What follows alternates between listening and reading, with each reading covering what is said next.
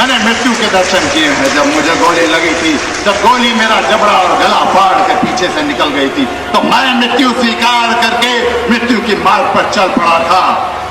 जितनी दूर जा सकता था जब गया मैं, फिर न जाने किस लिए यमराज ने मुझे वापस भेज दिया। गंतव्य तक पहुंचने के पूर्व ही मैं आ गया। संभवतः मेरे कर्मों में कोई त्रुटि रही होगी जो मुझे वीर गति का सौभाग्य नहीं मिला, लेकिन मैं इतना जानता हूं कि उस मार्ग पर तो पुनः जाना ही है और इस बार मैं गंतव्य तक पहुंचूंगा।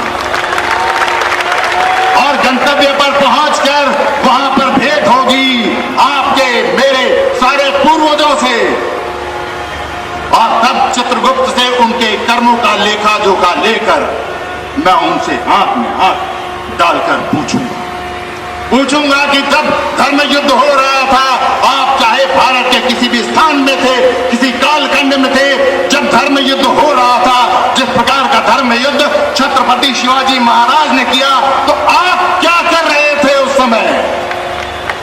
अगर वो उनके साथ थे जो मैंने बताया, या किसी भी प्रकार से उनका सहयोग दिया, तो हम नमन करेंगे उनको। नीचे के लेखक और सभी और इतिहासकार चाहे भूल जाए, ऊपर इसका हिसाब पूरा बराबर होगा। हम उन्हें नमन करेंगे। और कहीं अगर इस बात का पता चला कि उस समय आप धर्म के साथ नहीं, अधर्म के साथ थे, तो मैं नहीं जानता कि मैं अपनी ग्लानि और तिरस्कार को किस प्रकार से नियंत्रित कर पाऊंगा। ये मैं नहीं जानता। और संभावना यह भी है कि वो शायद ना धर्म की तरफ हो, ना अधर्म की तरफ हो, किसी भी तरफ ना हो। और मैं एक बात बताऊं देवी और सज्जनों आपको, कि ऐसे लोगों की संख्या सदैव ज्यादा रहती। उस समय भी थी जब जब इस देश में धर्म युद्ध हुआ है, उस समय भी ऐसे बहुत सारे लोग थे। अपने को क्या लेना देना भाई, अपने को 4 दिन की जिंदगी है, खाओ पियो ऐश करो, या अपने व्यापार देखो, नौकरी देखो, बीवी बच्चे पालो और आराम से जाओ।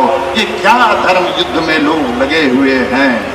मैं ये बात बताऊं, उस समय भी ऐसे बहुत सारे लोग थे। यदि नहीं होते तो छत्रपति शिवाजी महाराज की सेना औरंगजेब की सेना से छोटी क्यों थी?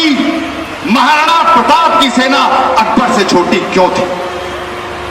सुभाष चंद्र बोस जब यहाँ पर थे, 34 करोड़ की आबादी में से 5-10 लाख लोगों ने भी यहाँ पर जीने मरने का समर्थन उनको दिया होता, तो हमारे देश को वो व्यक्ति कई वर्ष पूर्व ही स्वतंत्रता लाकर हमारे हाथ में रख देता।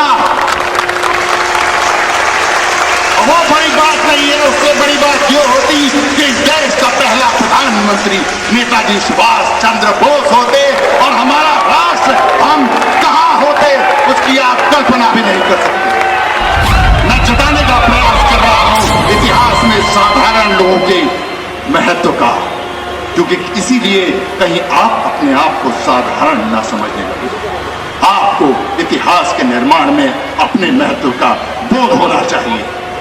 कहीं ये भ्रम ना हो, कोई फर्क नहीं पड़ता आप यहाँ बैठे हैं या वहां बैठे हैं या इस देश के किसी कोने में हैं, महत्व आपका बराबर है। सिर्फ आप अपने नियति एवं सामर्थ्य के अनुरूप पूरा योगदान करें, ये आपका कर्तव्य है।